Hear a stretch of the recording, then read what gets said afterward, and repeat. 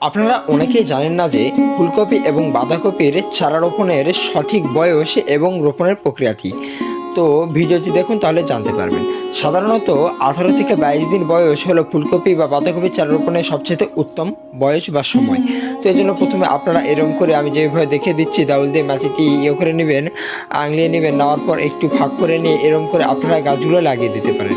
দেওয়ার পর আপনারা এখানে যখন লাগাবেন সেদিন বিকালে এবং পরের দিন সকালে, পরের দিন বিকাল, অর্থাৎ 2 দিন আপনারা জল দিলে যথেষ্ট। আর যদি অত্যাধিক রোদ বা তাপমাত্রা থাকে তাহলে তার পরের দিনও দিতে পারেন।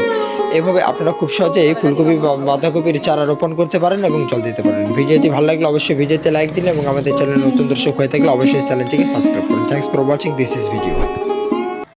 আপনারা অনেকেই জানেন না যে ফুলকপি এবং বাঁধাকপির চারা রোপণের সঠিক বয়স এবং রোপণের প্রক্রিয়াটি। তো ভিডিওটি দেখুন, তাহলে জানতে পারবেন। সাধারণত 18 থেকে 22 দিন বয়স হলো ফুলকপি বা বাঁধাকপির চারা রোপণের সবচেয়ে উত্তম বয়স বা সময়। তো এই জন্য প্রথমে আপনারা এরকম করে আমি যেভাবে দেখিয়ে দিচ্ছি, দাউল দিয়ে মাটিটি করে নেবেন, আঙলিয়ে নেবেন, নেওয়ার পর একটু ভাগ করে নিয়ে এরকম করে আপনারা গাছগুলো লাগিয়ে দিতে পারেন। দেওয়ার পর আপনারা এখানে যখন লাগাবেন সেদিন বিকালে এবং পরের দিন সকালে, পরের দিন বিকাল, অর্থাৎ 2 দিন আপনারা জল দিলে যথেষ্ট। আর যদি অত্যাধিক রোদ বা তাপমাত্রা থাকে তাহলে তার পরের দিনও দিতে পারেন।